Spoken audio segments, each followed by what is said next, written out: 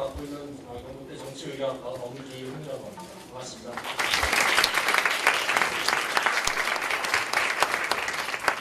저희 연구소가 2015년 이후로 이런 사회 장애인들을 모시면서 많은 이야기를 나누고 있는데 이번에 같이 뜨거운 열정과 관심을 가진 케이스가 별로 없었습니다. 달리 얘기하면 저희가 많이 배웠다는 얘기죠. 여러분들 저희하고 뭐 이것해라 저것다 하라 그래서 저희가 고생 많이 했다는 점 확실히 말씀드립니다. 또 아까 말씀드린 바와 같이 저희 사회과학 기초단의 연구소는 2015년 이렇게 여러 많은 분들을 모시면서 여러분 청년들, 지역에 계신 청년들의 이야기를 나누고 있습니다. 근데 앞에서 갑자기 안희정 사장님 환영을 하니까 오그라든 데가 이렇게 많아요. 왜 저를 환영 안 하고 지사님을 환영하시죠? 그래서 2015년에 안철수 의원이 오셨고, 그 다음에 2016년에 강은양은 오셨는데, 이번에는 지금 뜨고 있는 가장 핫한 우리 안희정 사장님 모시고서 같이 이야기를 나누려고 합니다. 다들 아시겠지만 이 자리는 여러분들이 이야기를 하는 자리입니다. 여러분들이 이야기를 하고 그 이야기를 안 지사님 또는 다른 정치인들께서 듣고서 이거를 정책으로 소화하는 그런 공간을 마련하려고 이 자리를 만든 겁니다. 그래서 오늘 여러분들 중에 오늘 초대받으신 중에 가장 지난번 선거 때 대선 후보 중에 한 명인 건 아시죠? 그리고 아마 이건 읽어야 될 것 같아요. 차기 대권 가능자이기 때문에 오늘 이야기 나눈 것들이 현실화될 가능성이 크다고 생각이 됩니다. 그만큼 여러분들이 솔직히 물어보시고 우리 안희사님도 솔직히 대답을 해주시면 우리가 더 많은 것들을 얻어갈 수 있는 자리가 아닐까 생각이 됩니다. 그래서 오늘 우리 이 자리를 빛내기 위해서 많은 분들이 참석을 했습니다. 아시겠지만 이 선착순 100명으로 한정되어져 있는 거거든요. 100명으로 한정한 이유는 그래야지 우리가 이야기를 할 수 있지 않을까 생각해서 100명으로 한정했습니다. 그리고 오늘 모신 분 중에 가장 중요한 분들, 중요한 분은 아마 여러분들 청년이 아닐까, 경북대 학생이 아닐까 생각을 합니다. 다시 한번 여러분들 오신 것을 감사합니다. 그리고 또한 박전석 전 총장님 여기 참석하셨고요. 또 굳이 하시죠.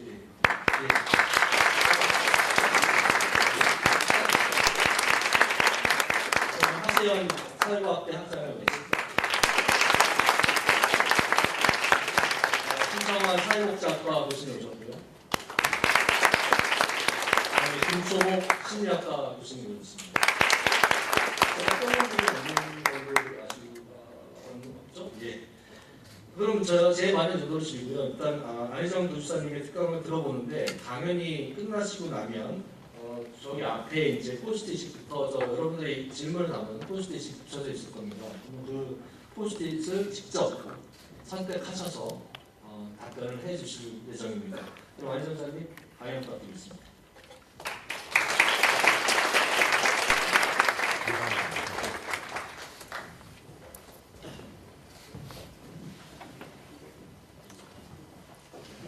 좀 받아주시겠네요. 네. 자, 여러분 반갑습니다. 안희정을 응원하는 대구 경북 청년들 안희정 기사님 환영합니다. 예. 팔 아프실까 싶어서 제가 우선 읽었습니다. 내려놓으셔도 됩니다. 감사합니다. 환영해 주신 모든 우리 대구 경북 우리 청년 여러분 반갑습니다. 그리고 우리 경북대 학생 여러분 만나서 반갑습니다. 오늘 제 이야기를 짧게 하고 여러분들이랑 제가 던진 주제 외에 다른 주제로도 이야기를 더 확산돼서 나가면 좋겠습니다. 첫 번째가 지금 여러분들 적폐청산이라고 많이 이야기 들으셨을 겁니다. 이 적폐청산에 대해서 여러분들과 의견을 같이 나누어 봤으면 합니다. 저는 이 적폐청산의 과제를 지난 촛불 시민들의 요구이고 이 적폐청산을 수행하는 이 의무는 문재인 정부의 정권의 어떤 의무라고 생각을 합니다. 저는 그런 점에서 지금 적폐청산에 대해서 약간의 이 정치적 문제제기를 하시는 분들도 있고 또 걱정을 하시는 분들도 있다는 걸 알고 있습니다. 그러나 저는 이 적폐청산에 대한 이 촛불 시민들의 요구를 시대적인 요구라고 우리가 받아들였으면 어떨까? 저는 글 제안 드립니다. 왜냐하면 더 이상 그런 불행한 일이 반복되면 안 되지 않겠습니까? 그런 점에서 이 적폐청산이라고 하는 오래된 폐단의 문제를 극복하는 데에는 저는 크게 보면 우선 첫 번째 단계로는 이 적폐청산의 본질은 국가 권력의 불법 행위에 대한 진상규명과 책임자를 처벌하는 일입니다. 과거하고 조금 다르다면 국가 권력의 불법 행위입니다. 저는 그렇게 생각합니다. 국정원이라든지 검찰이라든지 언론이라든지 사회적인 공공기관과 모든 영역에 있어서 그 누구도 통치력이라는 이름으로 법을 뛰어넘어서 특권적 지위를 행사할 수는 없습니다. 이게 민주공화국 헌법 정신입니다. 그런 점에서 책임자를 처벌하고 진상을 규명하는 일은 아주 가장 기본의 일이라고 생각을 합니다. 그래서 적폐청산의 첫 번째는 국가 권력의 불법 행위에 대한 진상규명과 책임자 처벌이라고 하는 것으로 저는 첫 번째 임무가 있다고 생각을 합니다. 또한 두 번째로 여기 더 나가야 되는 문제가 있습니다. 적폐의 범위를 어디까지 봐야 되겠습니까? 우리가 원하는 이게 나라야? 이게 나라냐라고 얘기했었던 시민들의 그 탄식의 그 핵심적인 문제의식은 무엇이었겠습니까? 그것에 대해서는 앞에 국가 권력의 불법 행위를 진상규명하는 것만으로는 되지 않습니다. 저는 이 적폐청산을 통해서 새로운 시대로 나아가는 어떤 적폐청산이 되려면 우리가 극복해야 될 몇 가지 과제가 있다고 생각합니다. 그 많은 과제들을 우리가 다 여기서 열거할 수는 없겠지만 첫 번째로 전통적으로 대통령제 하에서 대통령한테 위임된 국가의 통치력 범위에 대해서 우리는 어떻게 이해할 것이냐 이겁니다. 대통령의 통치력 내지는 어떤 기관의 장의 통치력, 그가 정무적인 판단, 정치적인 판단, 이 범위를 우리는 어떻게 제도화하거나 우리가 말하는 상식적인 기준을 만들어줄 수 있느냐 이겁니다. 대통령자에서 흔히 대통령은 헌법을 지키고 법률을 준수하며 라고 시작되어지는 대통령의 국가를 통치하는 통치자로서의 그의 통치력을 매우 폭넓게 인정하는 정치 문화가 있어 왔습니다. 그러나 이제 더 이상 그 통치력 범위라고 하는 것을 더 크게 위임하는 것은 어려울 거라고 생각을 합니다. 이번에 국정원의 특수활동비의 수사라든지 각종 이 활동비에 대한 수사는 대통령의 통치력을 어떤 범위 내에서 인정하고 그 대통령의 통치력을 준수하게 규칙을 만들 것이냐는 관점으로 이 논의가 저는 좀 더 모아지길 바랍니다. 노무현 정부 때에는 노무현 대통령이 대통령 되시자마자 대선자금 수사로 수사 대상이 되니까 그 당시 사람들이 뭐라고 얘기했습니까? 아마추어 정권이라고 얘기했습니다. 권력을 줘도 못 먹나? 자기 손으로 검찰총장을 임명해놓고 그 검찰총장한테 수사를 받는 대통령이 과연 아마추어지 그게 프로냐? 그러나 대통령의 통치력도 헌법과 법률 아래에 있어야 된다고 믿었던 노무현 대통령은 자기 스스로가 검찰의 수사 대상이 되는 것을 자청해버렸습니다. 물론 그 용감한 대통령 덕분에 저는 감옥에 가야 했습니다. 대장 잘 만나야 합니다. 대장이 너무 용감하면 모시고 있던 사람들이 약간 고름을 지릅니다. 어찌됐든 그 당시에도 늘 고민이 됐던 것이 리더, 지도자가 법과 규칙과 제도를 뛰어넘어서 현재의 어떤 절박한 과제를 풀어내기 위한 특수한 그의 통치력의 리더십을 폭넓게 인정해 줘야 된다고 하는 것이 대중의 상식이었습니다. 맨날 이 세상에 법과 제도만 가지고는 안 되는 거 아닙니까? 누군가가 이 한계 지어진 법과 규칙과 제도의 한계를 뛰어넘어서 현실의 고통과 현실의 시민들과 백성들의 고통과 눈물을 닦아줘야지요. 누군가는 이 분단의 시대 내에서 분단을 뛰어넘는 통일의 미래를 만들어야지요. 이걸 가지고 법과 규칙만 지키고 앉아있으면 됩니까? 자, 그런 점에서 여러분들은 정치적 리더십과 통치력을 어떠한 특수한 지위에다 놓으실 계획입니까? 대한민국 주권자는. 적폐청산의 첫 번째 단계가 불법 행위를 규명하고 진상을 규명하고 명백한 국가 권력의 사유화와 불법 행위를 처벌하는 것이 첫 번째 단계를 한다면,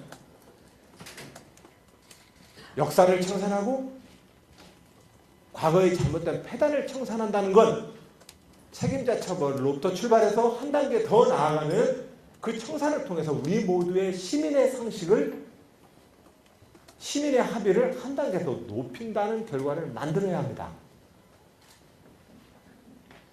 한 시대는 국민 모두의 상식이 변화함으로써 변하는 것이지, 좋은 사람, 나쁜 사람 혼내가지고 이게 한 시대가 미래로 전진하지는 않거든요.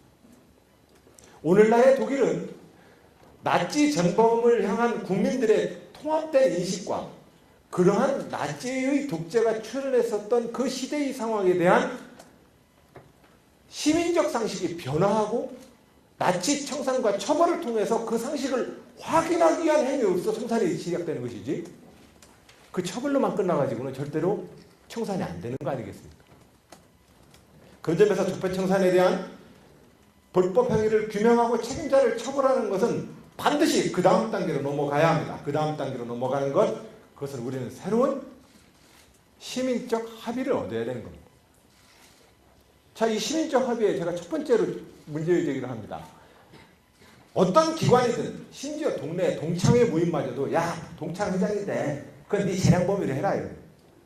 그 재량 범위가 어디까지입니까?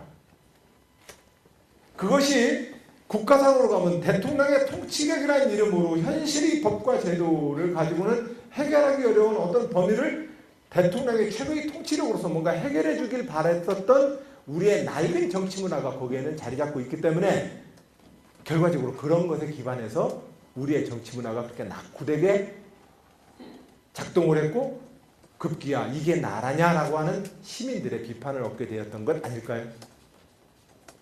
그런 점에서 대통령의 통치력을 헌법과 법률에 정확하게 자리매김하는 것, 이것이 적폐청산이 2단계로 나아갔을 때 첫 번째로 해야 될 일이라고 생각을 합니다.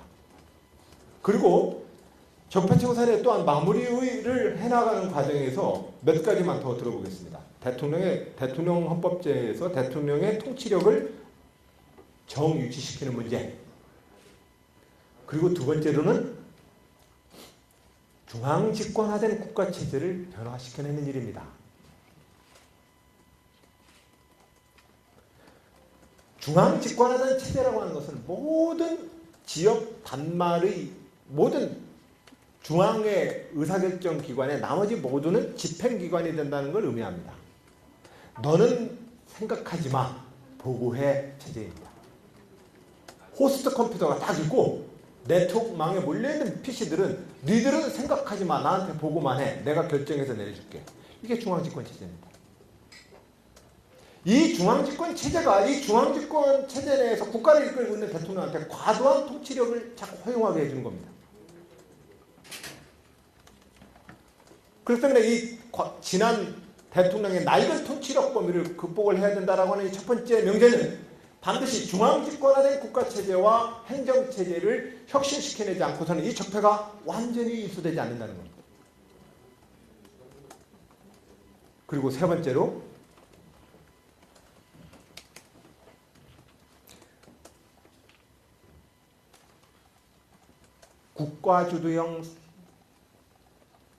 국가주도형 경제 사회 발전 모델로부터 이제 벗어나야 합니다. 이걸 다른 말로 표현하면 관주도형입니다. 오늘날 대한민국의 430조에 이르는 모든 재정들, 그 재정이 결과적으로는 어디에 접근합니까?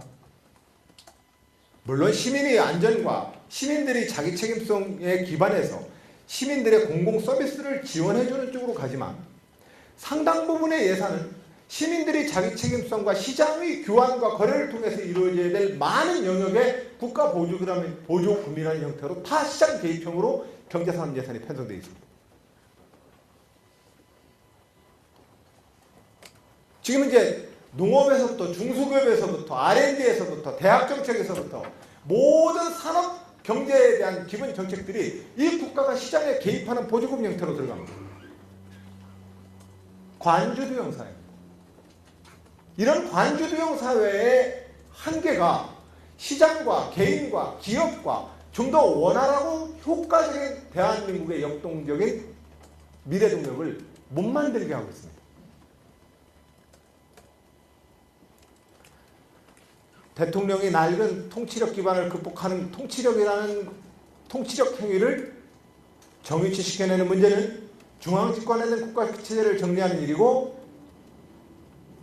관주도형 국가 발전 모델로부터 벗어나는 일입니다. 이것을 벗어날 때야만 사실은 우리는 지난 이명박 박근혜 정부 9년의 국정농단과 국가적인 후퇴를 극복해낼 수 있습니다. 이것을 이러한 국가체제를 바꿔내지 않고 대통령의 어진 인품과 그의 민주주의적 성품만으로 대한민국이 정상화되고 미래로 간다라고 얘기하기는 저는 어렵다고 생각합니다. 그런 점에서 이번 내년에 헌법 개헌이 된다면 개헌 문제는 바로 이 주제들에 대한 우리 사회의 합의를 확실하게 올려서 그래서 중앙집권 체제를 자치분권 체제로 넘어가고 관주도형 국가 사회 경제 정책의 틀을 시민과 기업과 시장과 정부가 협치하는 사회 모델로 넘어가야 합니다. 그리고 이것은 반드시 국가재정에 대한 대규모적인 혁신과 정부 조직에 대한 대대적 혁신을 함께 수반해야 되는 일입니다. 바로 이러한 구조가 시민들의 그 분노와 비탄을 만들었던 이명박 박근혜 정부의 실정을 만들었던 원인이기 때문에 그렇습니다. 그리고 이것은 더 나아가서 또 다른 역으로 김대중 노무현 민주정부 10년을 끝으로 민정부 10년에 대해서 들었던 우리 모두의 우려와 비난도 마치 동전의 앞뒷면을 보는 거나 똑같습니다. 진보진영의 지지를 가지고서 태어났던 민주정부 10년은 똑같이 진보진영의 권력 의지를 갖고 중앙집권된 체제로 이 사회를 바꾸고 진보진영의 그 강령과 노선과 이념을 시장을 개입해서든 기업을 개입해서든 개인의 삶을 개입해서든 국가가 그 적극적인 역할로 끌어서 변화시켜달라고 요구했지만 실질적으로 정부에게 그 힘이 없습니다. 우리는 새로운 형태의 국가 운영 작동 원리를 만들어야 합니다.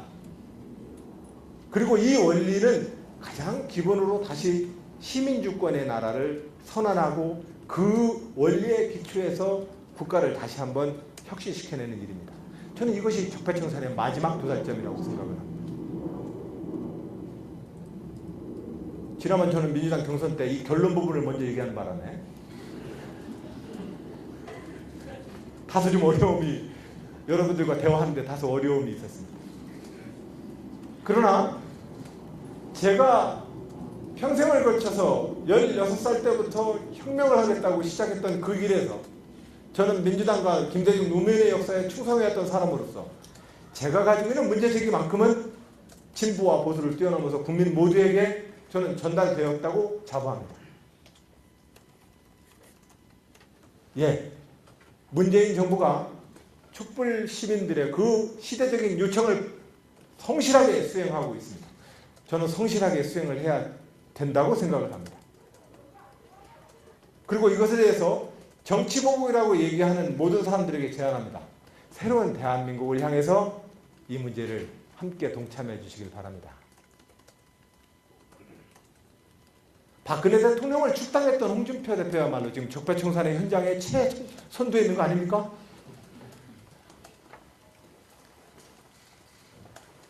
우리 모두의 이 청산은 사실상은 한 시대의 청산과 극복이라고 하는 것은 청산의 주체와 청산의 대상이 따로 있는 게 아니라고 생각합니다.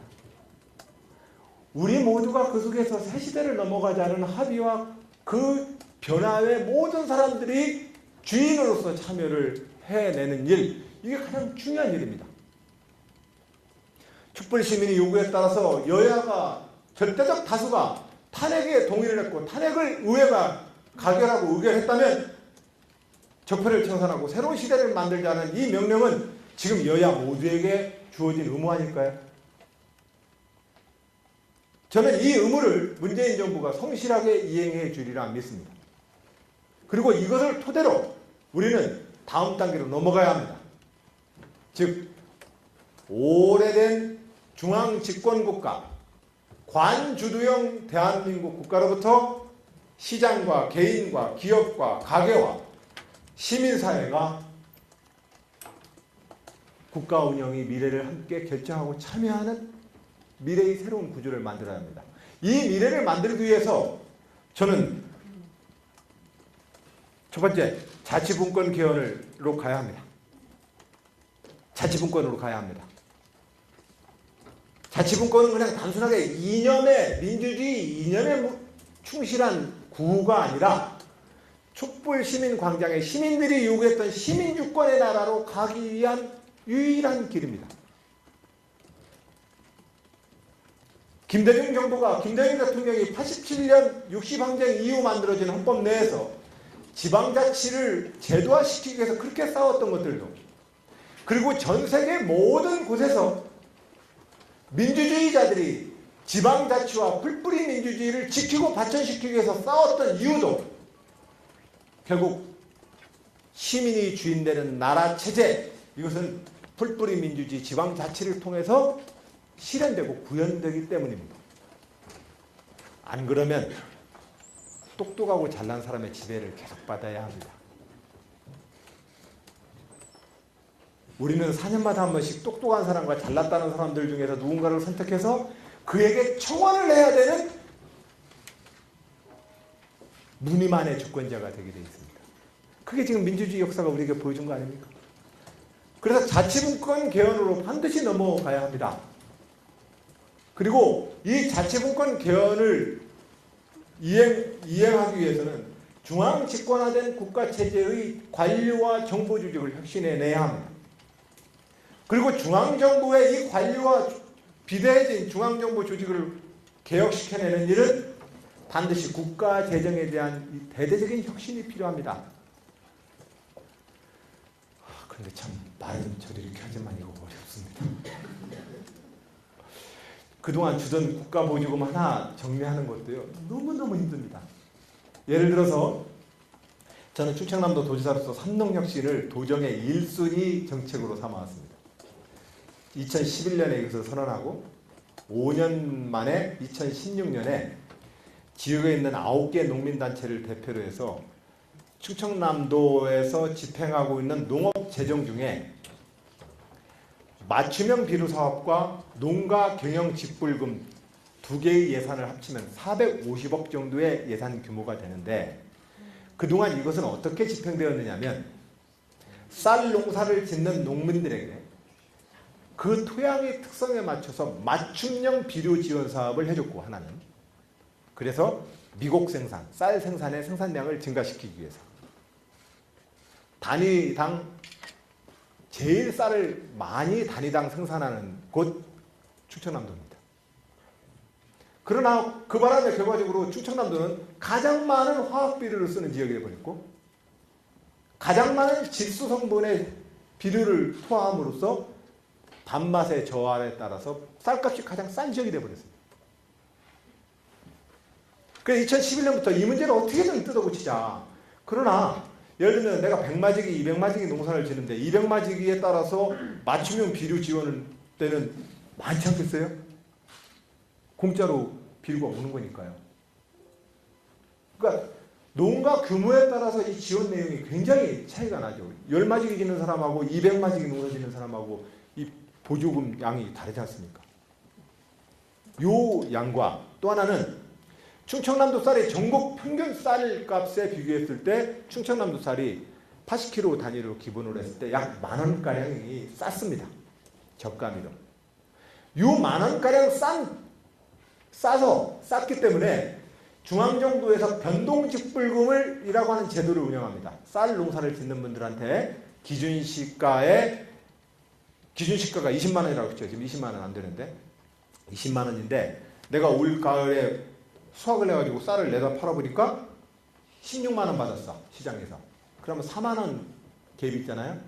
이 4만 원의 85%를 보조해 주는 것이 변동직불금입니다. 근데 충청남도는 어떻게 되겠어요? 시중가가 전국 평균이 16만 원이라고 하지만 우리는 만 원짜리 쌌기 때문에 15만 원에 실질적으로 5만 원의 갭이 생겼는데 우리 충청남도 농민은 전국 평균에 따라서 4만 원 갭의 85%만 받기 때문에 손해봤다 이렇게 되는 거죠. 그러니까 그것을 보조하기 위해서 운영하는 것이 충남형 농가 소득 경영 보조금이었습니다. 이 두 개의 예산을 토탈로 합치니까 450억이었습니다. 이 두 개의 일을 제가 지난 6년 동안 매달 한 번씩 1박 2일로 농민들하고 MT를 갔습니다. 이번 달은 소두작 쌀 농사 짓는 분, 다음 달은 축산하시는 분들, 다음 달은 화해와 원예 하시는 분들, 그 다음 달에는 바지락, 어촌계 바지락 농사 짓는 분들, 이렇게 이제 품목과 작목별로 지난 5년 동안 계속해서 농어민들과 대화를 했는데 농민들한테 제안했습니다. 이게 과연 지속 가능합니까? 이런 방식으로 가면 우리 쌀 산업 지킬 수 있습니까? 이런 식으로 가면 우리의 농업 지킬 수 있습니까? 이미 우리는 WTO나 국제 무역 교역 조건상 정부의 보조금은 가격에 보조하는 정책은 전 세계적으로 할 수가 없도록 되어 있습니다. 우리가 가격 보조금으로 가격이 너무 떨어져가지고 농가에다가 그 가격을 보전해 주겠어라고 쓸 수 있는 돈이 국제사회로부터 우리가 인정받은 연간 재정 규모가 1조 2천억 원가량 됩니다. 이 이상을 뛰어넘어서 가격 보조 정책을 할 수가 없습니다. 그러나 스위스나 독일이나 미국처럼 농가가 환경과 생태를 깨끗하게 하기 위한 활동을 한다. 그럼 그런 환경과 생태의 복원을 위한 활동 비용을 준다. 이것은 또 괜찮아요. 이런 식으로 해서 실질적으로 땅과 물과 공기를 살리는 농업을 함께 가야만 국민들로부터 우리 농수축산물에 대한 신뢰도 높아질 것이고 가격도 좀 더 받을 수 있을 것이고 개방화 시대에 우리의 농업재정을 효과적으로 쓸 수 있는 길이다. 그렇게 해서 이 농업재정 우리가 좀 구조 개선하자. 이래서 지난해 충청남도 9개 농민단체랑 도장을 꽝꽝꽝 찍었습니다.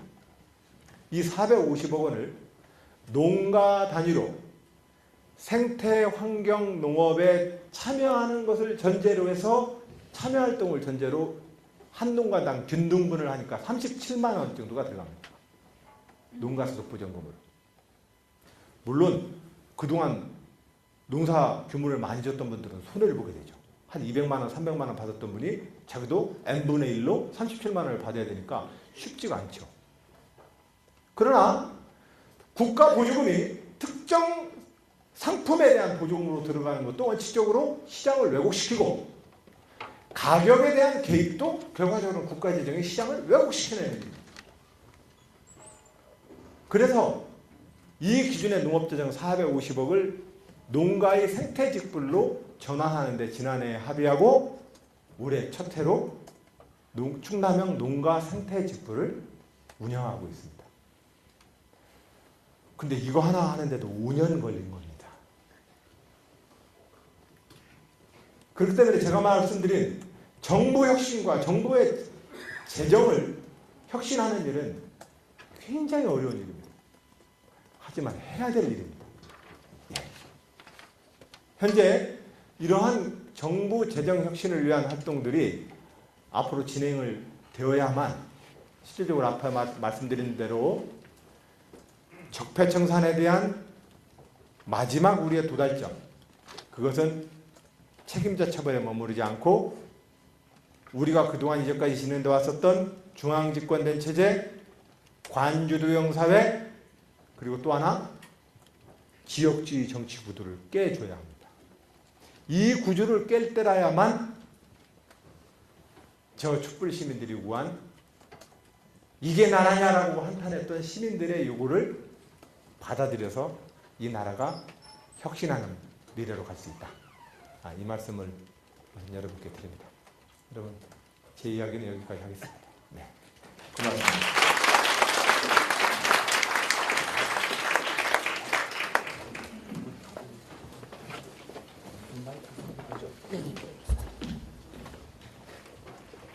아마 마이크 이건 제가 쓰고요. 이거는 이것도 마이크가 됩니까? 마이크 되나요?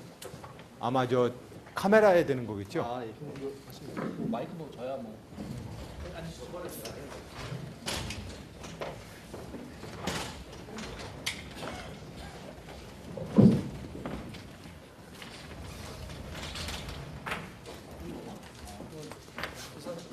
예, 예. 네.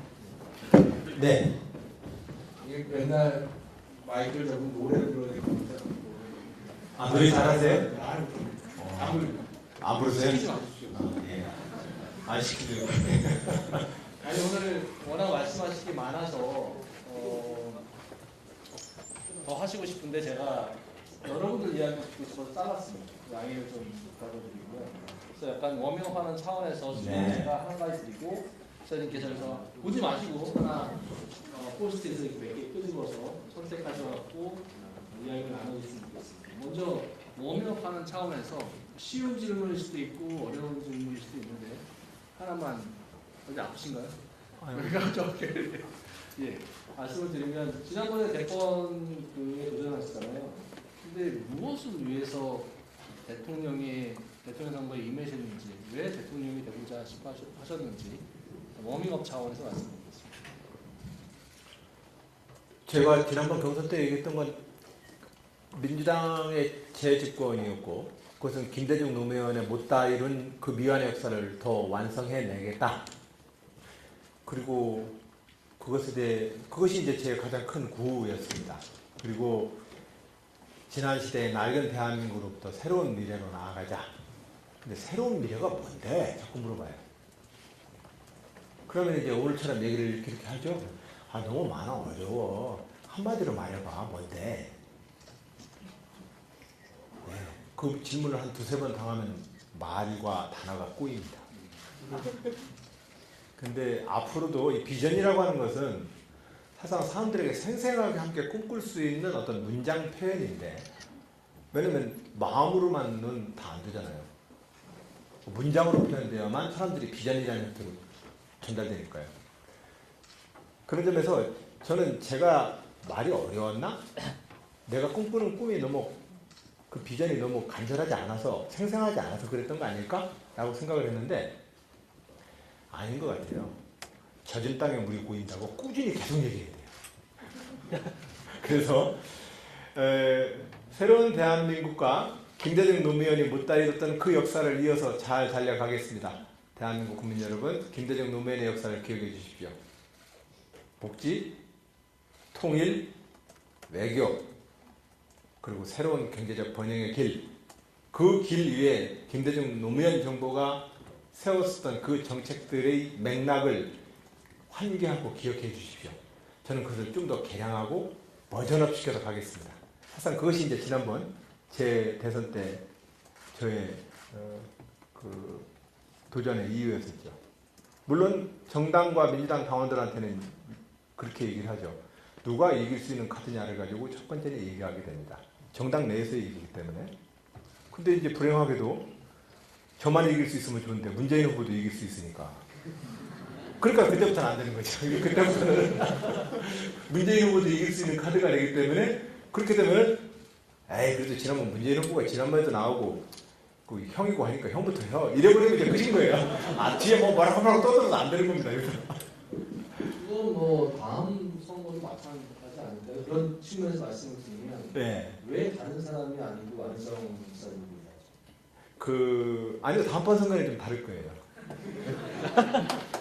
다음번 선거 때는 이미 이제 제가 또 자리 선점 효과도 있고, 그리고 그 지난번 대선 때 또 많이 또 뿌려놔서, 이 상품으로 치면, 지난해 12월 달인가 올 1월 달에 어떤 광고 전문가가 저한테 얘기하더라고요. 문재인 후보는 광고비로 1,000억을 쓴 상품이라고 치면 당신은 한 1억밖에 안 쓴 상품이기 때문에 게임이 안 되는 거다, 기본적으로. 근데 거기다가 도전을 해가지고 이기려면 당신이 좀 더 세게 나가든지, 가서 불 지르든지 해야지. 그렇게 뭐, 그 좋은 게 다 좋은 거고, 뭐 나는 누구를 뭐, 안티를 안 하고, 뒷담화 안 하고, 좋은 얘기만 하고 가겠다. 그럼 당신이 지는 거다. 그러니까 좀 더 세게 해라. 이 광고 전문가들은 늘 그렇게 얘기를 하시더군요. 근데 저는 그 길을 선택하지 않았습니다. 왜냐면 누구를 안티하고 누구를 반대해서 내 상품을 홍보하는 것은 좋지 않습니다.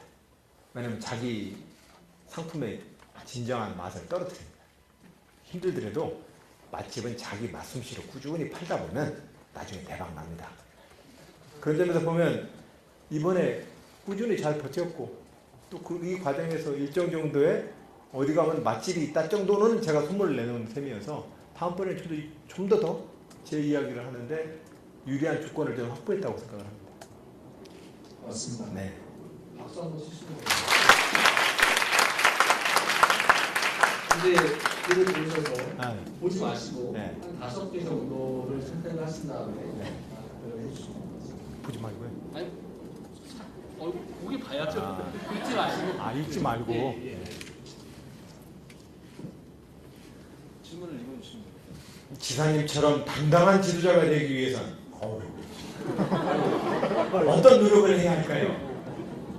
1번 질문이에요. 이분은 제가 굉장히 당당한 지도자로 보이셨던 것 같아요. 네, 사실 그렇지만 감사합니다. 두 번째 질문이 지사님 인생이나 정치 분야에 있어서 가장 크게 영향을 끼친 철학자는 누구입니까? 철학.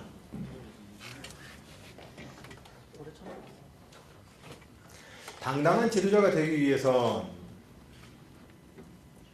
이 당당한 지도자가 된다라고 하는 것에 대해서 내가 당당하다, 나 당당해 이랬을 때 첫 번째 뭘까요?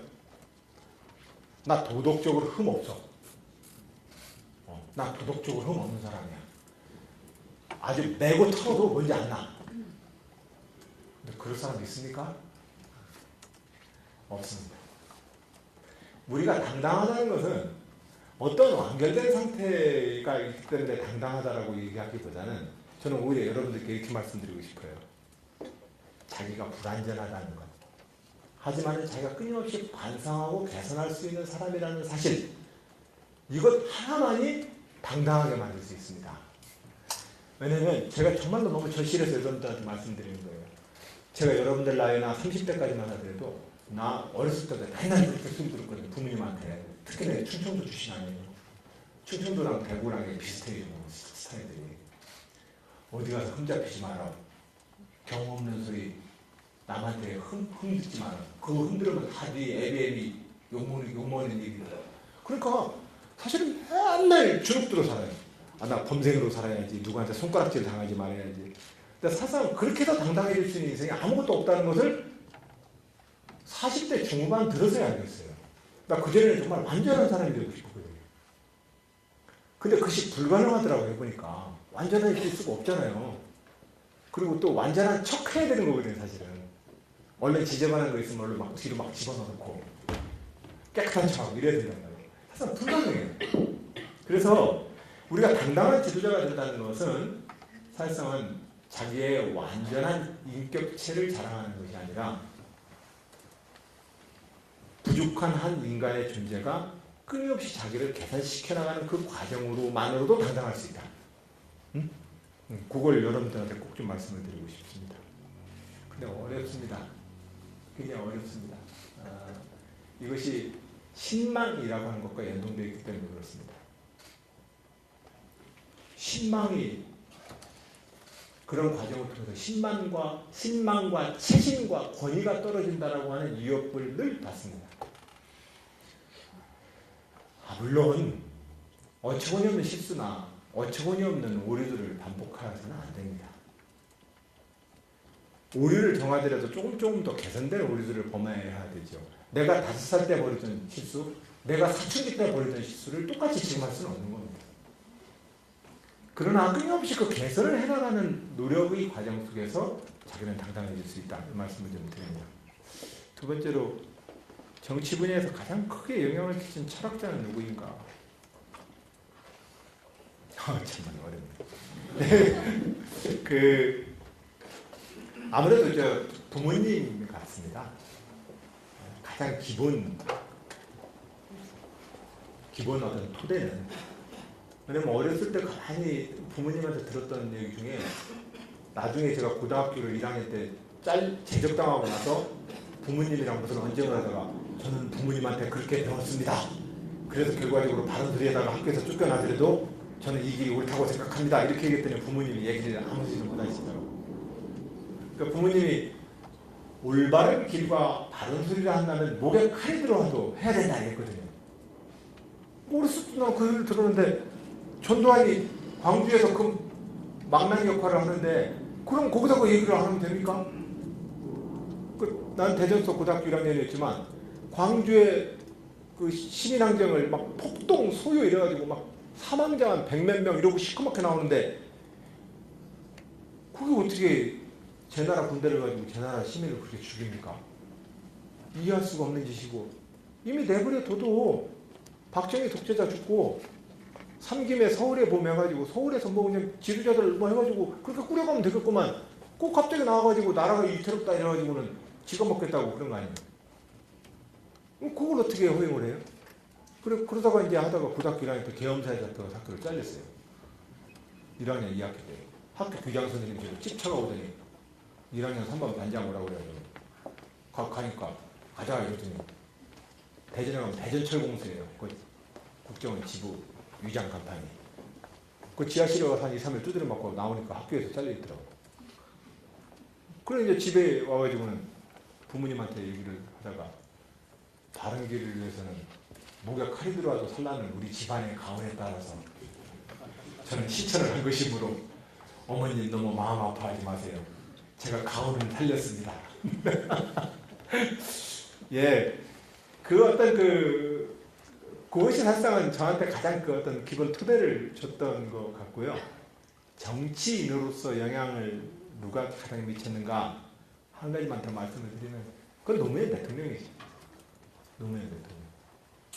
노무현 대통령이 했던 여러 가지 말씀들이 참 많이 기억에 남는데, 물론 말씀으로 안 하고 그의 언행을 옆에서 본 사람으로서 그를 따라 배우거나 제 이미 몸속에 내 것으로 되어 있는 많은 것들이 있죠. 물론 그럼 너는 노무현 대통령 아바타냐? 물론 아닙니다. 어떤 생명이든 절대로 복제가 안 되는 겁니다. 나는 나의 생명력을 가지고 또 피어나는 겁니다. 그렇기 때문에 처음에 배우는 과정에서 모방을 하는 것에 대해서 너무 두려워하지 않으셨으면 좋겠습니다. 모방은 창조의 어머니라고 얘기하죠. 일단은 내가 먹고 나면 반드시 내 똥이 돼서 싸게 돼 있습니다. 왜냐면 내 똥이지 그게 남의 똥이 될 리가 없어요. 그런 것처럼 노무현 대통령한테 많이 영향을 받았는데 그 중에 하나가 이제 뭐 이런 게 있어요. 정치를 이렇게 설명을 하다가 사람이 말이야 10개의 어떤 사안들 중에서 9개가 서로 똑같은데 한 가지 이유 때문에 그와 결별을 하는 경우가 있고 10가지 사안 중에서 9개가 다른데도 불구하고 한 가지가 같다는 이유로 그와 또 결합을 해야 될 때가 있다. 그게 정치 같다. 얘기를 하셨어요. 근데 그것은 사실상 정치뿐만이 아니라 우리 인생이랑 똑같아요. 여러분들도 이제 사회생활 하다 보면 더 조금 넓어지다 보면 나는 이 친구가 너무너무 좋아. 그리고 나도 이 친구도 굉장히 좋아. 이 친구는 내가 참 싫어. 이건 너무너무 좋아.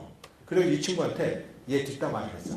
얘 말이야, 얘는 사실상은 저 후배인데 이 자식 싸가지도 없고 선배도 못 알고 이놈이랑 놀지 마. 그랬더니 이 친구가 아니야, 이 친구는 둘도 없이 좋은 친구라고 얘기를 하는 거예요.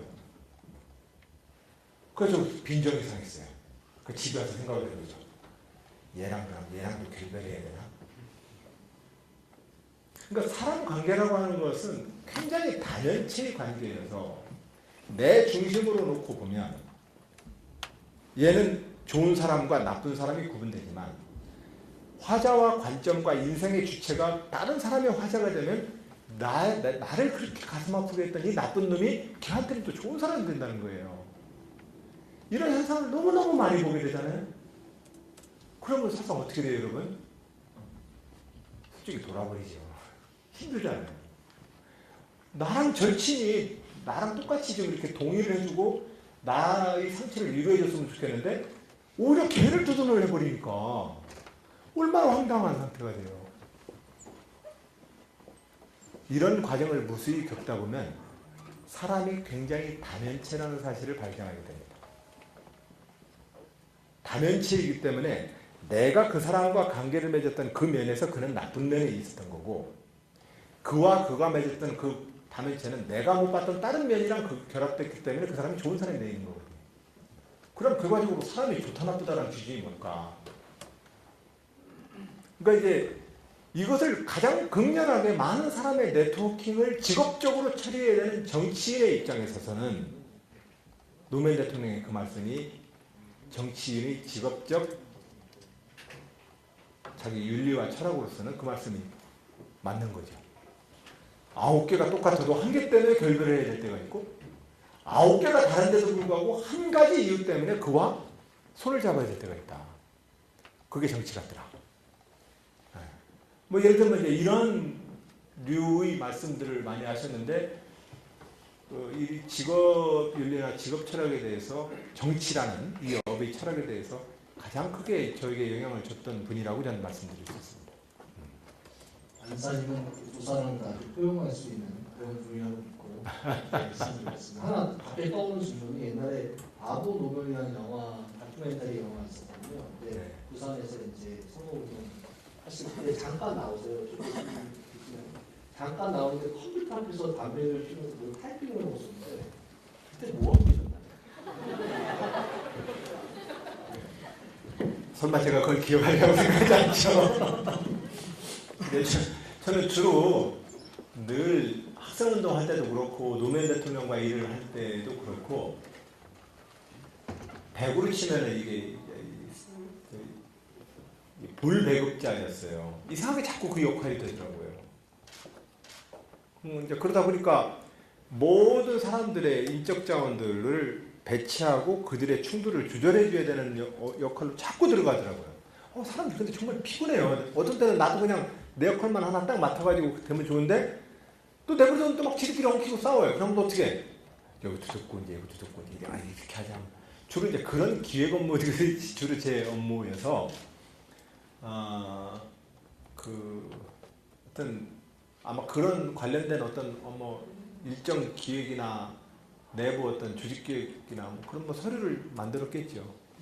단면적인 일을 하신 거니까. 두 번째 질문. 잘 모르겠는데 긴 거 한번 볼까요? 안희정 지사님의 대연정 이거 개들었네. 안희정 지사님의 대연정이라는 화두에 상당히 공감하는 대학생입니다. 감사합니다. 하지만 현실은 녹록치가 않습니다. 대연정을 실현하기 위해서 대한민국의 정치, 사회, 문화적으로 먼저 선행되어야 할 것들에 무엇이 있을지 고견을 듣고 싶습니다. 굉장히 멋진 학생 같습니다. 노무현 대통령 대연정의 최초의 실행자는 사실상은 김대중 대통령입니다. DJP 연합정권이 사실상 대연정 기권입니다. 수연정이라고 해야 되나? 그럼 그것도 수연정이라고 다섯 파가 됐으니까 대연정이라고 할 수 있겠네요. 근데 그러고 나서 이제 노무현 대통령이 2005년도, 5년도에 대연정 기한을 했었죠.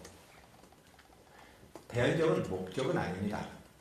민주주의의 의회의 운영에 있어서 당시의 국가의 또한 우리 모두의 어떤 큰 어떤 공통의 정책적 목표를 놓고 의회의 강력한 다수파를 조성해서 그렇게 해서 국가적 과제를 극복해보자라고 하는 의회와 민주주의 운영의 한 수단입니다.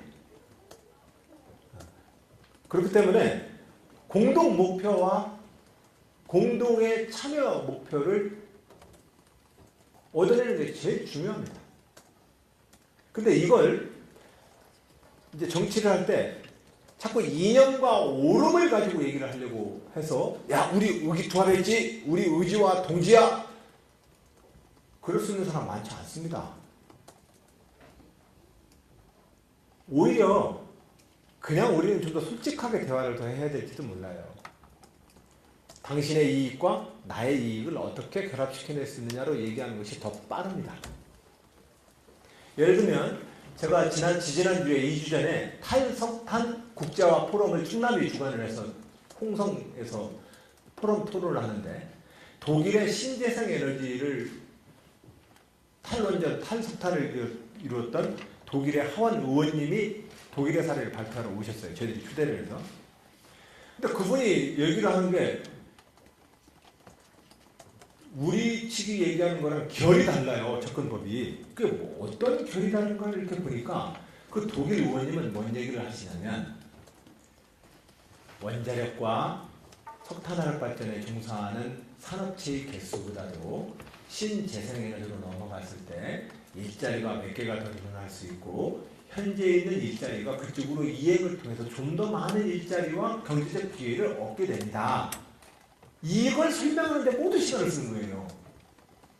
근데 우리는 어떻게 얘기하냐면 석탄화력 발전소가 일으키는 사회적 문제가 어떻고 이것이 얼마나 나쁜 산업이며 이것을 계속 지속하면 안 되는지에 대해서만 자꾸 얘기를 하는 거예요. 잘 아시겠죠? 그런데 사실은 우리가 협상을 하고 타협이 되려면 이 후자를 가지고 타협하는 거예요. 사실은 이 앞에 내가 이제까지 내 가족을 건사하고 이 석탄 산업에 종사를 했고 나는 화력발전 산업에 종사했던 사람한테 이 사람이 얼마나 이제 시대에 안 맞고 나쁜 사람인지 나쁜 산업인지에 대해서 합의를 얻어내는 게 뭐가 합의가 가능하겠어요. 그게 빈정상에서도 안 하지 않겠어요? 그 종사자들은. 근데 문제는 새로운 대한에너지와 이 대한에너지가 당신들의 일자리에 대해서 얼마나 많은 기회를 더 줄 수 있는지를 가지고 설득을 해내는 것이 훨씬 더 합리적이고 실용적이죠. 그래서 우리가 민주주의 정치를 이해하는데 저도 자꾸 옳고 그름에 안 빠지고 싶은 거예요. 옳고 그름에 빠져가지고는 이게 대화 자체가 안 되더라고요. 왜냐면 나는 내 신념이 옳은데 나 역시도 지금 옳다고 하는 신념이 있어요. 제가 자꾸 대연정 얘기하니까 제가 속도 없나 봐 이렇게 얘기하는데 속도 없는 사람이 30년 동안 누구한테 의리하고 충성을 바칩니까? 제가 그래서가 아니라 민주주의가 실질적으로 우리 각각이 많은 이 사회 구성원들의 통치 시스템과 운영 시스템이 되려면 현재의 선과 악이라는 쟁점 싸움 가지고는 이게 한 발짝도 못 걸어간다는 결론이 노무현 대통령의 죽음을 보면서 난 느꼈어요. 그래서 이런 식의 정말로 싸움은 나 이제 더 이상 안 한다. 나는 현재의 헌법과 민주주의 제도가 실제로 작동함으로써 저 평범한 보통 시민들의 요구가 이 제도를 통해서 풀어지길 바란다. 한 가지만 더 얘기하면 사실상 제 얘기가 평범한 시민의 이야기라고 저는 생각합니다. 그 시민들이 정의롭고 정의를 얘기한다라고 얘기하고 싶겠지만 난 아니라고 봐요. 남한산성 영화에서 보세요. 강나루를 건넜던 뱃사공을 왜 죽입니까? 청나라 군대 또 길 안내할까봐. 거기에는 다 안 나오지만 김은의 남한산성 소설에 보면 소설 장면이 정말로 영화보다도 더 끔찍하게 나옵니다. 강을 다 건넜다. 나는 그를 배웠다. 그는 곧 적군을 또 이리도 안내하리라. 민초와 민중이라고 하는 것은 풀보다 먼저 넘고 풀보다 먼저 일어난다. 국가와 이 사직을 지켜내는데 이런 것이 시대. 자, 우리가 저 시민의 눈높이에서 보는 것은 이념과 성악이 아니라는 사실을 한참 뒤에 저는 깨달았어요. 그러면 내 소신이 없다는 거냐? 아니에요. 나는 민주주의라서 내 소신과 신념이 분명해요. 그런 측면에서 민주주의를 작동시키는 것은 절대로 선악의 논쟁을 통해서만 가지고는 안 된다. 물론 토론을 할 때에는 자기의 신념을 가지고 토론을 해야 되지만 그 토론에 또한 말미에는 반드시 그 토론이 우리가 하고자 하는 공적 시민 모두에게 어떤 이익을 각자 줄 수 있는지에 대해서 얘기를 하고 그 시민 모두에게 가장 큰 이익을 줄 수 있는 방향으로 타협안을 만들면 되는 거거든요. 저는 그렇게 지금 정치를 이해하고 있고 민주주의를 작동시키려고 하는 겁니다. 그리고 제가 하고자 하는 민주주의 리더십의 핵심적인 저의 고민입니다. 그리고 그것이 아니죠. 민주주의 리더십의 핵심 철학입니다. 그것이 민주주의입니다. 그래서 대연정이라고 하는 것은 그런 공통의 목표를 우리는 잡을 수 있어야 되고 그러면 너는 어떤 공통의 목표와 시대적 과제를 향해서 대연정을 하려고 했는데? 라고 질문을 하시면 저는 당연히 얘기하죠. 물론 지난번 때 얘기를 했어야 되는데 못했어요. 뭘 위해서 그걸 하려고 하는데 라기보다도 대연정도 제안하고 배린 것 같더라 이렇게 막 들어와 버리니까 저도 당황을 해서 충분히 다 얘기를 못했어요. 그리고 그때 박근혜 대통령이 그렇게 또 속을 썩일 줄은 몰랐거든요. 국민들을 속을 그렇게 썩여놓으니까 국민들은 제 얘기 들을 마음이 없어요. 박근혜 대통령이 하도 속을 썩여놓으니까. 그래서 이제 제가 얘기를 해서 이것을 추가적으로 설명을 하기 어려웠는데 자 보십시오. 지금 시진핑과 트럼프 사이에서 대한민국이 어떤 외교안보 노선으로 가야 합니까? 대한민국이 왜 이런 식으로 양쪽 모두로부터 더군다나 아베까지 중간에 껴가지고 이 대한민국이 요즘 얼마나 어렵습니까? 거기다가 분단의 상대국인 김정은을 저렇게 더 속을 썩이고 자, 이 문제를 풀어갈 수 있는 유일한 힘이 어디 있습니까? 대한민국에게 있습니다. 대한민국이 조선시대에는 대한민국에 맷집이 없었습니다. 근데 지금의 대한민국은 이제 버틸 만한 맷집이 있습니다. 지금부터는 대한민국이 중견 국가로서 스스로 맷집을 버티면 우리가 국제정세에서 일정 정도의 주도성을 발휘할 수가 있습니다. 근데 왜 못합니까? 국가가 분열되어 있으니까 안 되는 거죠. 국가가 분열되어서 2차 세계대전 이후에 그 많은 식민지 국가들이 다 통일된 독립을 했는데 왜 우리만 유독 분단된 국가가 되어서 전쟁까지 치러했습니까? 분열됐기 때문에 그렇습니다. 역시 마찬가지입니다. 지금도 이 국제정세 속에서 분단 문제와 외교안보의 문제는 평범한 시민들의 구체적인 일자리이고 구체적 그들의 경제적 기회입니다. 이번에 사드 문제 하나를 가지고도 여기 이 기회를 잃었던 많은 기업들과 일자리와 일반 시민들의 재산상의 손실을 한번 생각해 보십시오. 개성공단에 투자했다가 왕창 날린 그 중소기업을 생각해 보십시오. 그 중소기업 입장에서는 남한산성의 그 민주의 뱃사공 같지 않습니까? 나라가 도대체 나한테 뭘 해줬느냐고 얘기하지 않겠어요? 그런 측면에서 이 정부와 국가를 운영하는 자들이 이 시대의 문제를 풀기 위해서 뭔가의 국가적인 통합된 전략을 만들어야 되지 않겠습니까? 제가 대연정을 한다면 가장 큰 이유는 그것 때문에 그렇습니다. 이 목표가 가장 크고 이 목표가 평범한 우리 모든 사람들의 일자리와 먹고 살아가는 일에 가장 크게 영향을 미치기 때문에 그렇습니다. 그래서 저는 대연정을 한다면 그러한 목표를 가지고 추진해 볼 계획입니다. 앞으로도. 그러나 이번 대연정이라고 하는 것은 그냥 민주주의 교과서에 있는 의회의 운영 전략 중에 하나인가 보다. 그냥 다양하게 의회를 잘 운영해보자는 얘기인가 보다. 안희정이 민주주의자는 알겠지만 지금 박근혜가 이렇게 속썩이고 있는데 지금 저런 얘기하는 건 아니잖아. 이렇게 해서 그냥 끝나버린 경선이 끝나버렸죠. 그래 이제 그런 것이어서 여러분들께 대연정에 대한 저희 목표는 민주주의 의회의 일상적인 일이다. 두 번째로 이것은 반드시 목적이 아니라 수단이다. 이 목적은 우리의 국가가 지금 해결해야 될 중요한 목표를 놓고 국가의 좀 더 높은 수준의 단결과 전략을 확보하기 위함이다. 이렇게 정리합니다. 안희정 의사님 이 얘기를 들어보면 원하는 비전이 되게 명확한 것 같은데 제가 보기에는. 예, 사실 명확해요. 더불어 같이 사는 세상, 예, 더불어 같이 사는 세상이 됐으면 좋겠다는 거는 상당히 명확한 비전을 갖고 있는데 그런 이제 여러 가지 정치적으로 함께 약간의 좀 잡음이 생기는 것 같다. 이번에 사실은 박근혜 대통령 때문에 참 많은 어려움을 겪었습니다. 박근혜 대통령이 그렇게 많은 어처구니없는 일을 벌일 줄이야 몰랐죠. 시간이 지금 15분이거든요. 저희들이 딱 하나만 질문을 받도록 하겠습니다. 여기 포스트잇 붙여져 있는 걸 할까요? 아니면 대중에서 원하시는 플로어에서 원하는 질문 할까요? 하실 분? 네, 한 명만, 한 명. 예. 그냥 하시죠. 예, 그냥 하시죠. 이시명이 방금 말씀해 주신 말씀 들으면서 예, 기자님께서는 뭐 실리적인 경제적인 예, 시민들이 많은 이익을 보장할 수 있다면 시민들이 기존에 가지고 있던 소신이 다른 방향이더라도 만족할 수 있다라고 생각하신다는 말씀이신가요? 시민들의 이익을 위해서 본인이 정신적인 가치관, 어떤 의식을 가지고 있는 분과 본인의 실리가 다른 상황에 처한 시민들이 있지 않습니까? 그렇다 하더라도 그 실리가 만족된다면 그 사람이 가지고 있었던 신념 역시도 어느 정도 충족될 수 있을 것이다, 아니면 본인이 만족할 수 있을 것이다라고 판단하신다는 말씀이신가요? 어쩔 수 없죠, 현실적으로. 저는 청년교회 혁명을 하려고 했었던 이유가 그 말도 안 되는 사람이랑 살 섞고 말도 섞기 싫어서 혁명하고 싶었던 거예요. 그러나 현재의 선거와 현재의 민주주의 제도 내에서는 말조차 섞기 싫었던 그 사람도 원내 의석을 확보하고 들어와 앉아 있거든요. 그것이 제가 현실적으로 봤던 정치입니다.